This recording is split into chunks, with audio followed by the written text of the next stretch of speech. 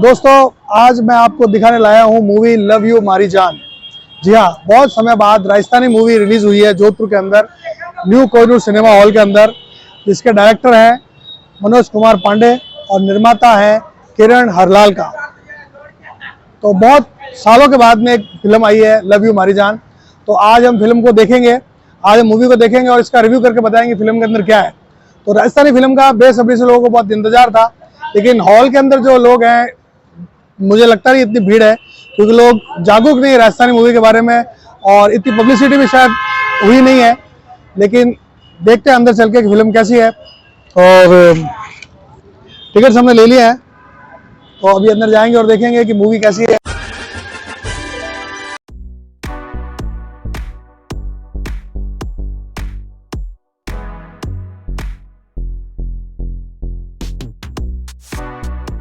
चलिए, शो शुरू होने में थोड़ा सा टाइम है, तब तक हमने सोचा कि थोड़ा बाहर का नज़ारा आपको दिखा दिया जाए। ये जोधपुर का न्यू कोहिनूर सिनेमा है।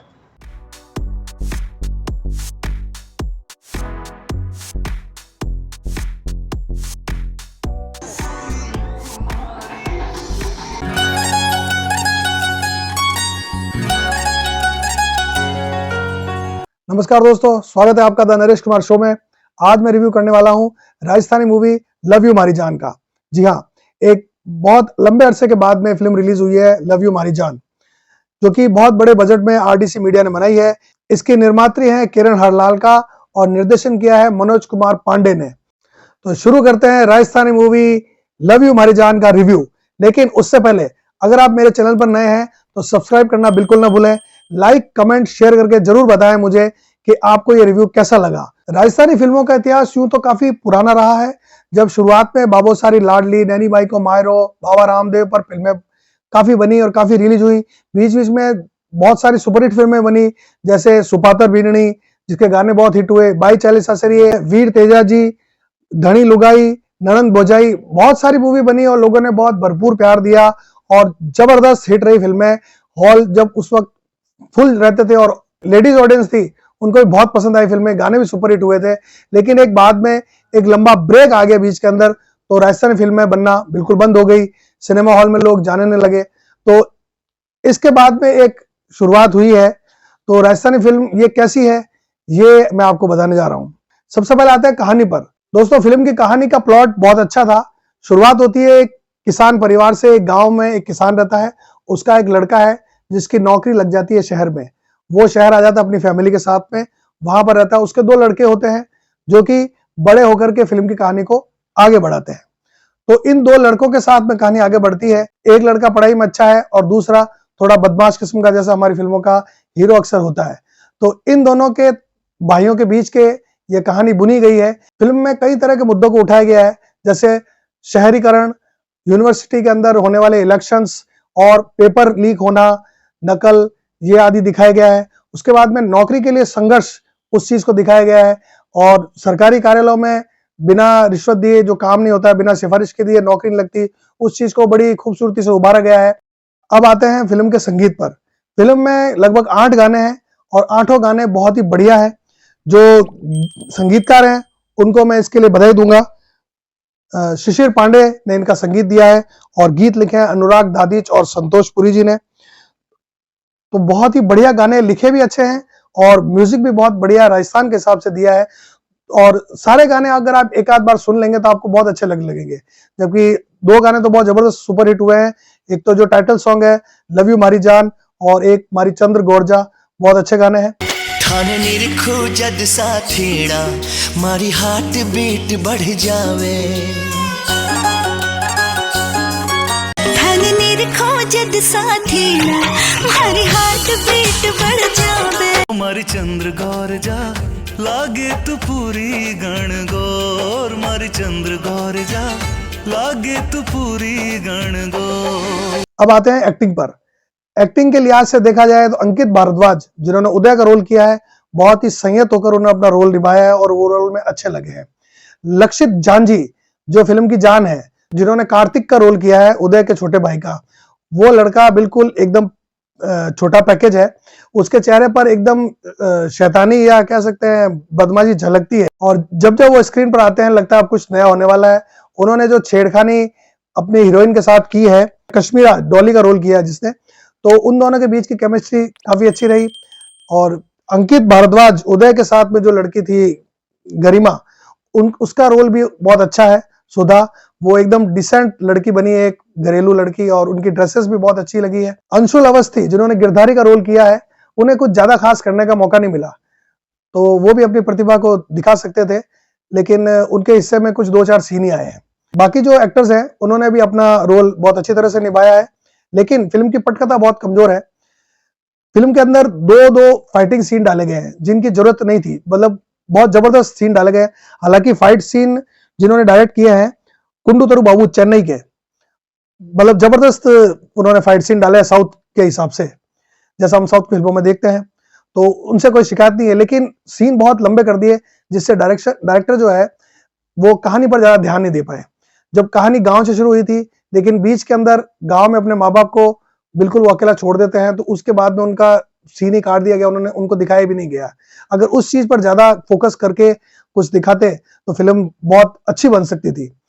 लास्ट का जो सीन है अदालत का, उसके अंदर जो डायलॉग लिखे हैं वो भी बहुत अच्छे लिखे हैं। फिल्म में जो लाइब्रेरी का सीन है जिसमें डॉली नाम की लड़की जो बॉम्बे से आती है, वो राजस्थानियों को इंफीरियर कमतरी का एहसास दिलाती है, तो उसको जो जवाब दिया जाता है अंकित भारद्वाज के द्वारा, वो बहुत अच्छा डायलॉग लिखा गया राजस्थानियों के लिए। और दूसरा जो सीन अंकित भारद्वाज का है अदालत के अंदर, जिस तरह दामिनी में सनी देओल का डायलॉग था तारीख पर तारीख, तो उसी तरह इन्होंने डायलॉग बनाया है सिफारिश, मतलब कि सिफारिश के बिना कहीं पर भी कोई काम नहीं होता है। वो बहुत ही अच्छा डायलॉग लिखा गया है और दर्शकों की भरपूर तालियां इस डायलॉग को मिलती है, फिल्म में भी और फिल्म के बाहर भी। अब आ जाते हैं फिल्म के आखिर में। फिल्म के आखिर में कुछ चीजें लोगों को हजम नहीं होती है, मुझे भी हजम नहीं हुई, कि फिल्म की जो हीरोइन है वो जो शादी करके चली जाती है और वापस आती है और अपनी बहन का हाथ हीरो के हाथ में देना चाहती है, तो ये बिल्कुल लोगों को बिल्कुल हजम होने वाली बात नहीं। डायरेक्टर साहब को इस चीज से बचना चाहिए था। जब वो एक हीरो की शादी दिखा चुके थे छोटे वाले की, तो दूसरे की भी किसी के साथ दिखाकर फिल्म का हैप्पी एंड कर सकते थे। लेकिन खैर, हम तो ये चाहते हैं कि राजस्थान पर फिल्म बनी है तो हर राजस्थानी को फिल्म देखने एक बार जरूर जाना चाहिए, क्योंकि ये राजस्थान की, अगर हम राजस्थानी की कदर नहीं करेंगे तो कैसे चलेगा। अगर लोग फिल्म देखने ना जाएंगे तो जो निर्माता निर्देशक है, फिल्म के अन्य कलाकार हैं, फिल्म के जो सपोर्टिंग कलाकार हैं जिन्होंने काम किया है, उनका मनोबल कमजोर होता है और भविष्य में हमें राजस्थानी फिल्में देखने को नहीं मिलेगी। हालांकि फिल्म का कैमरा एक्शन बहुत बढ़िया है, लेकिन कहानी पर थोड़ी मेहनत की जाती, फिल्म बहुत ही बेहतर बन सकती थी। फिर भी मैं तो ये कहना चाहूंगा, आपको एक बार जाकर जरूर फिल्म देखनी चाहिए अपनी भाषा के लिए, क्योंकि आपको बहुत मजा आएगा फिल्म में देखने में। कुछ कॉमेडी भी बहुत अच्छी दी है फिल्म के अंदर। कई लोग ये सोचते हैं कि हमें राजस्थानी आती नहीं, राजस्थानी हम बोलते नहीं, राजस्थानी हम समझते नहीं, लेकिन ये फिल्म के अंदर जो राजस्थानी काम में ली गई है वो बहुत ही सिंपल है, और आधे वर्ड तो आपको हिंदी और इंग्लिश के भी मिल जाएंगे, तो आपको फिल्म आसानी से समझ में आ जाएगी और आप आराम से उसे रिलेट कर पाएंगे। कुछ फिल्में ऐसी होती है, हिंदी फिल्में जो हमारे हॉल में लगती है, हम उसे देखने जाते हैं, जिस कहानी का कोई सिर और पैर नहीं होता।